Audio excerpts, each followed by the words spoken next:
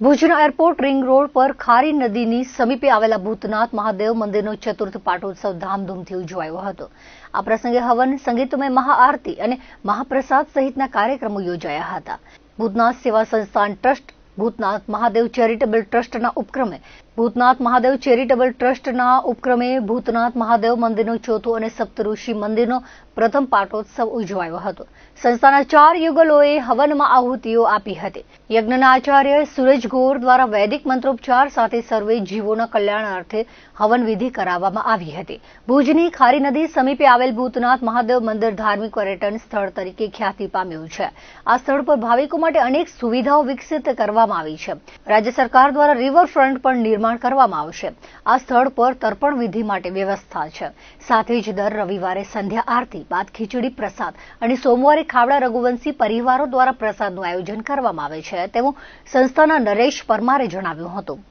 ભૂતનાથ મહાદેવ મંદિરના ચતુર્થ પાટોત્સવ નિમિત્તે કચ્છ મોરબીના સાંસદ વિનોદ ચાવડા, ભુજના ધારાસભ્ય કેશુભાઈ પટેલ, જિલ્લા ભાજપ પ્રમુખ દેવજીભાઈ વરચંદ, ભુજ નગરપાલિકાના કારોબારી ચેરમેન મહિદીપસિંહ જાડેજા, ઉપપ્રમુખ ઘનશ્યામ ઠક્કર, જિલ્લા ભાજપના મહામંત્રી નરેન્દ્ર પ્રજાપતિ, ભુજ શહેર ભાજપ પ્રમુખ મિત ઠક્કર, કમલ ગઢવી, હરેશ ઠક્કર વગેરે દર્શનનો લાભ લીધો હતો। આ ધર્મોત્સવમાં ભુજ અને આસપાસના ગામોમાંથી મોટી સંખ્યામાં શિવભક્તો હાજર રહ્યા હતા। આયોજન માટે પ્રમુખ ગજેન્દ્રસિંહ જાડેજા, પરાક્રમસિંહ જાડેજાના માર્ગદર્શન હેઠળ સમસ્ત ટ્રસ્ટી મંડળ અને યુવા સ્વયંસેવકોએ જહેમત ઉઠાવી હતી। ભૂતનાથ મહાદેવ મંદિરના પ્રાંગણમાં આપણે ઊભા છીએ। મારી પાછળ બિલકુલ ભૂતનાથ મહાદેવનું મંદિર દેખાય છે। આજ રોજ ભૂતનાથ મહાદેવ મંદિરનો ચતુર્થ પાટોત્સવ નિમિત્તે હવન અને મહાપ્રસાદનું આયોજન ભૂતનાથ સેવા સંસ્થાન ટ્રસ્ટ દ્વારા કરવામાં આવેલ છે। આજ રોજ આનો ચોથો પાટોત્સવ છે અને સપ્તઋષિ મંદિર ગયા વર્ષે ખૂબ સરસ રીતે બનાવવામાં આવ્યું છે સંસ્થા દ્વારા। એનો પ્રથમ પાટોત્સવ છે અને સંસ્થાના 4 જોડલાઓ દ્વારા પૂજન વિધિ અત્યારે નીચે હવન ચાલુ છે। બપોરે મહાપ્રસાદ છે। ભૂતનાથ સેવા સંસ્થાન ટ્રસ્ટના અમારા માનનીય પ્રમુખ શ્રી ગજેન્દ્રસિંહ જાડેજા અને મેનેજિંગ ટ્રસ્ટી શ્રી પરાક્રમસિંહ જાડેજાની દોરવણી હેઠળ સંસ્થાના સર્વે ટ્રસ્ટી કાર્યકરો દ્વારા ખૂબ સરસ જહેમત ઉઠાવી અને આ પાટોત્સવનો શુભ દિવસ આજે ઉજવી રહ્યા છીએ। તો સર્વેને આ જગ્યામાં એકવાર દર્શન કરવાનો લાવો લે એવો સંસ્થા વતીથી હું હાર્દિક નિમંત્રણ પાઠવું છું। દર રવિવારે છેલ્લા 4 વર્ષથી સંધ્યા આરતી પૂરી થાય એટલે સંસ્થા દ્વારા અહીં ખીચડી પ્રસાદનું આયોજન થતું રહે છે। એ રીતે ભુજના જે ખાવડાના નિવાસી ખાવડાઈ ભાઈઓ છે, આપણા લોહાણા છે, એ સોમવારે આરતી પછી એ લોકો દ્વારા પ્રસાદ સોમવારે કરવામાં આવે છે।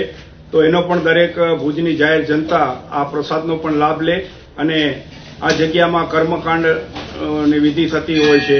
પર્યટન સ્થળ જેવું આખો વિકાસ થઈ રહ્યું છે।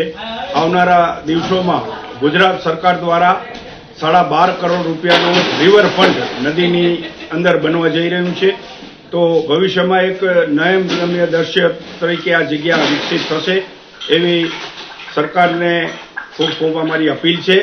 અને ફરીને આપ સર્વેને મારી વિનંતી કે જ્યારે પણ આપને મોકો મળે ત્યારે આ જગ્યાના દર્શન કરવા આપ અચૂક આવશો। જય જય ભૂતનાથ, જય જય ભૂતનાથ। માંડવી તાલુકાના પુંડળી ખાતે નવનિર્મિત જિનાલય પ્રતિષ્ઠા મહોત્સવ ચાલી રહ્યો છે। વર્તમાન 24ના બીજા તીર્થકર અજીતનાથ પરમાત્માને નૂતન ત્રિશિખરીય સંગેમરમર માર્બલના જિનાલય પ્રતિષ્ઠાસર નૂતન મુનિ સુવ્રત સ્વામી સિમંદર સ્વામી જીના બિંબોની અંજન શલાકા પ્રતિષ્ઠા મહોત્સવની ઉજવણી કરાવવામાં આવી રહી છે।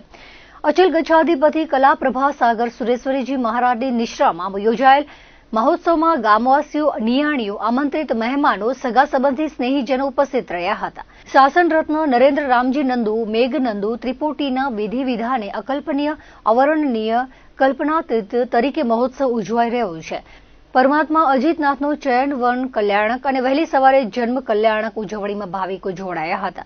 ભક્તિ ગીતોમાં સમગ્ર પુંડળી ગામ ઝૂમી ઉઠ્યું હતું। મહોત્સવ દરમિયાન ચ્યવન કલ્યાણક વિધિ વિધાન સહિતના ધાર્મિક કાર્યક્રમો યોજાયા હતા। માતાજીને 14 સ્વપ્ન દર્શન, ઇન્દ્ર સિંહાસન ડોલાયમાન, 14 સ્વપ્ન ફળ, રાજ જ્યોતિષી દ્વારા વર્ણન કરાયું હતું। 56 કુમારીઓ દ્વારા સુતિકા કર્મ, જન્માભિષેક, ઘંટનાદ, 250 અભિષેક, સુવર્ણ વૃષ્ટિ, અનુમોદનીય પ્રવચન સહિતના કાર્યક્રમો રજૂ કરાયા હતા. 26મીના સર્વે જીન બિંબો, ગુરુ બિંબો, દેવ દેવી બિંબો, ધ્વજદંડ, કળશ, ઘંટ આદિના 18 અભિષેક રહ્યા હતા. 27મીના પ્રિય વંદા દાસી દ્વારા જન્મ વધાઈ, નામકરણ, પાઠશાળા, ગમનાદી કાર્યક્રમ યોજવામાં આવશે. અમારું નવું દેરાસરનો પ્રાણ પ્રતિષ્ઠા મહોત્સવ ઉજવાઈ રહ્યો છે.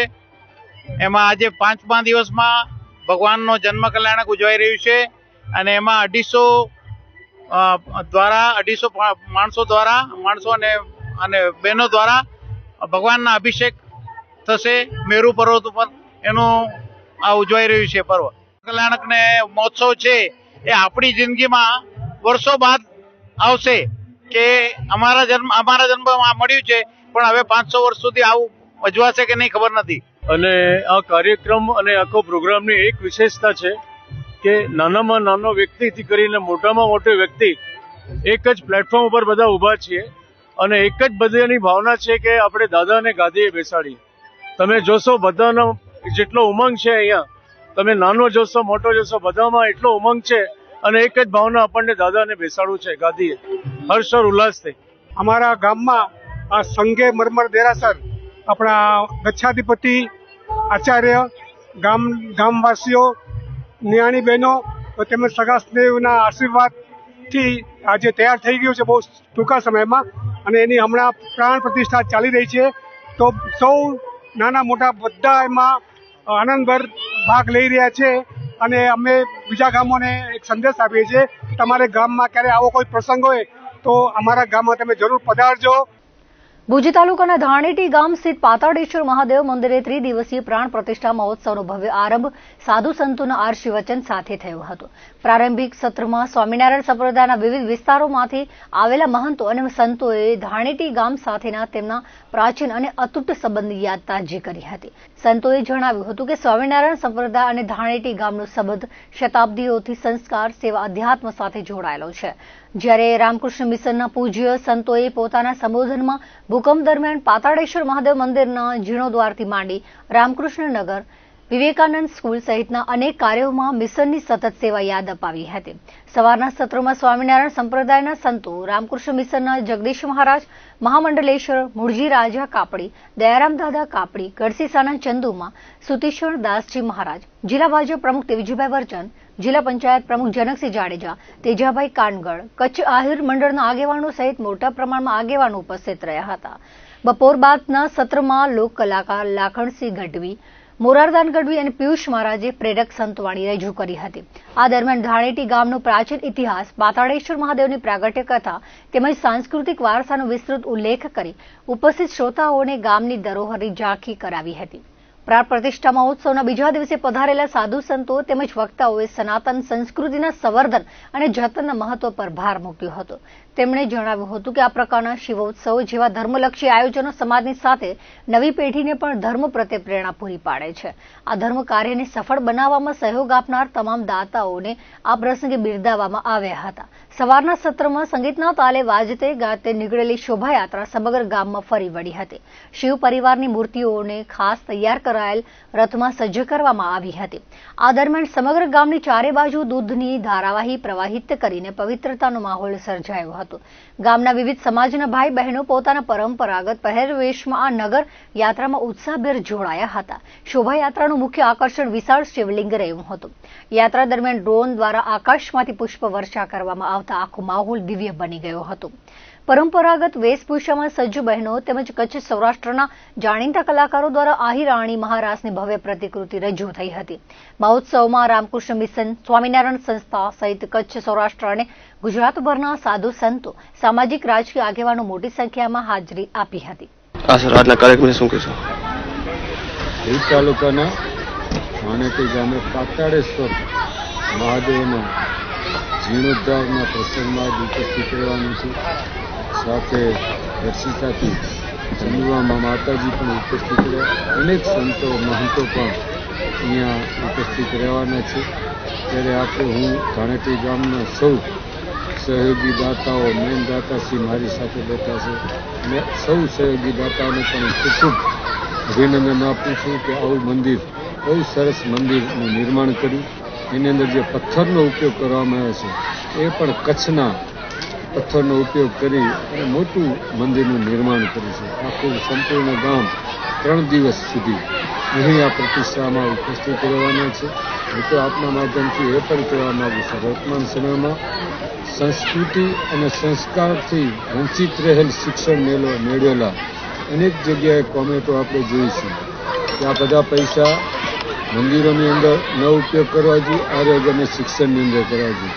આપના માધ્યમથી કહેવા માગું છું મિત્રોને કે મિત્રો, આજથી 1000-1500 વર્ષ પહેલાં જો આપણા પૂર્વજોએ આ વિચાર કર્યો હોત અને કદાચ મંદિરના નિર્માણો બંધ કરી દીધા હોત અથવા આપણા સનાતન ધર્મના જે પણ ઉત્સવો છે એ બંધ કરી દીધા હોત તો આજ આપણાના માતાજી, ભગવાન, યજ્ઞો, કથા એનું કાંઈ પણ ખ્યાલ ન પડત.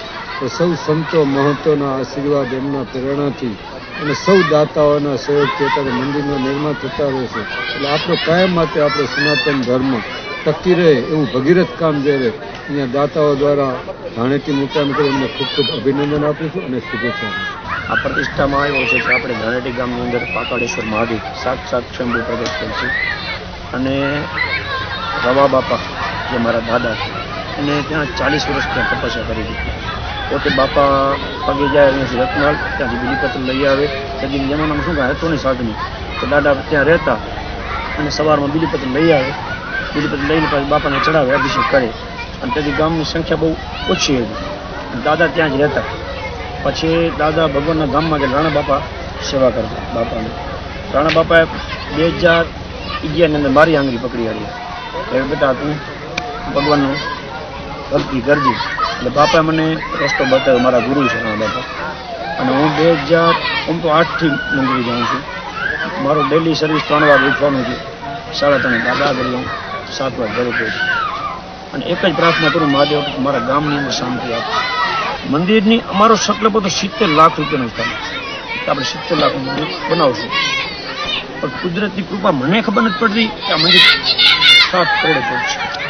મહાદેવની અસીમ કૃપા થઈ. ધીરે ધીરે ધીરે ધીરે પથ્થર લેવા ગયા, પહેલે રાજસ્થાન ગયા. રાજસ્થાનના પથ્થર અમને ન પડે સારું, તો અમે હાલો ખાવડામાં ગયા. ખાવડામાં મેં પથ્થર લીધું, નક્કી કર્યું છે અને સારો પથ્થર અમને બાપુએ આપ્યું, બહુ સારો પથ્થર આપ્યો. એ પથ્થર આવીને આજે 4.5 વર્ષ થયા પૂરા મંદિરમાં. પથ્થર ઘડાઈ ગયો, તેના પાછળ 23 મહિના અમને મંદિર નિર્માણ કરવામાં પાયામાં અત્યાર સુધી 23 મહિના થયા પૂરા. એટલે મંદિર, હું તો દાદાને એવું માનું છું કે ધાણેટી ગામના હર વ્યક્તિને અભિષેક કરવા ડેલી જવું જોઈએ. હવે મંદિરમાં એટલી જગ્યાએ તમે 7 વ્યક્તિ અંદર મંદિર બેસી શકશો. 3 દિવસ છે મંદિરના જીર્ણોદ્ધાર નિમિત્તે આજ 3 દિવસનો પ્રસંગ છે. આજે પહેલો દિવસ હતો, પ્રથમ દિવસ હતો.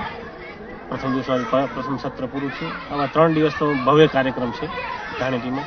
જે મહાદેવની વાત કરતા હતા, કરણભાઈ જે વાત કરી, સ્વયંભૂ પ્રગટ થયેલા મહાદેવ છે ધાણેટીમાં.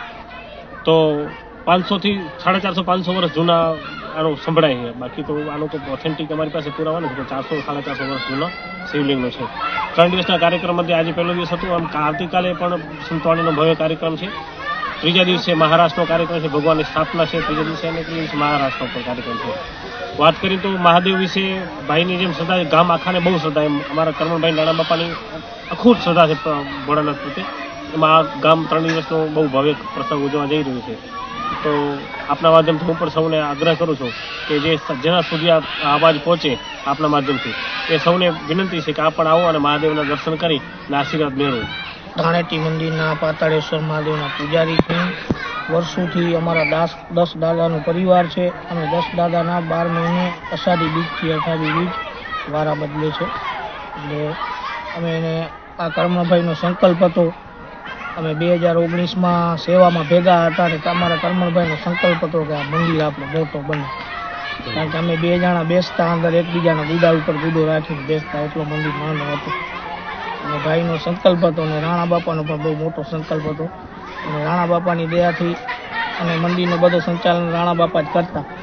જે તે વખતેથી રવા બાપા એક્સપાયર થઈ ગયા, એના પછી રાણા બાપાએ બધું સંભાળ્યું. રાણા બાપા પછી અમારા કરમણભાઈએ શિવ મંદિર સંભાળ્યું છે.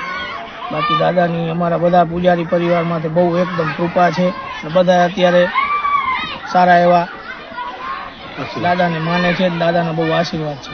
આ પાતાળેશ્વર મહાદેવનો જીર્ણોદ્ધાર તે દિવસે પ્રોગ્રામ છે, તેમાં આ મંદિર રાણા બાપા, કરમણભાઈ તથા સર્વે ગામજનોના આશીર્વાદથી આ બહુ ભવ્ય મંદિર બન્યું છે. 3 દિવસનો સારો એવો પ્રોગ્રામ છે. બધા ભાવિ ભક્તો ત્યાં આવે છે. અમારા દાદાથી હાલી આવે છે. મારા દાદા પહેલાં મંદિરની પૂજા કરતા. આ મંદિર પછી એના પછી રાણા બાપા આવ્યા, રાણા બાપા પછી કરમણભાઈ અત્યારે બધું સંભાળે છે. બહુ સારો છે મંદિરનો પ્રોગ્રામ. ગામજનોની બધો સાથ સહકાર સારો છે.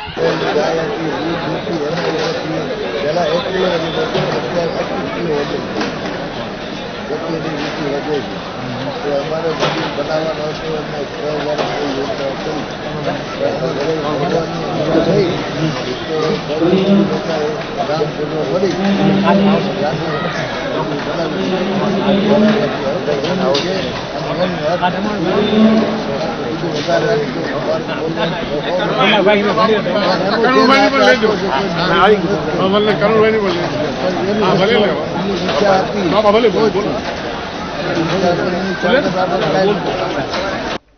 એનસીસીમાં સાહસિકતા, સતર્કતા, શિસ્ત અને નેતૃત્વના ગુણો વિકસાવવાના ભાગરૂપે તાજેતરમાં જામનગર એનસીસી ગ્રુપ હેડક્વાર્ટર્સ અંતર્ગતના આર્મી તેમજ નેવી એનસીસી કેડેટ્સ દ્વારા સૌપ્રથમ વખત આગ્રામાં આર્મી પેરા ટ્રેનિંગ સ્કૂલમાં પેરા શેલિંગની રોમાંચક તાલીમ લેવામાં આવી હતી. પેરા જમ્પિંગમાં AN-32 હવાઈ જહાજ દ્વારા 1500 ફૂટની ઊંચાઈએથી કૂદવાની આ તાલીમમાં ભુજના 36 એનસીસી બટાલિયનના કેડેટ ઓદેજાસ અપમાનત અને 5 નેવલ યુનિટની કેડેટ જયશ્રી તેમજ ગાંધીધામના 6 નેવલ યુનિટની કેડેટ હેમા શર્માએ 4 નવેમ્બરથી 24 નવેમ્બર 2025 સુધી તાલીમ લીધી હતી.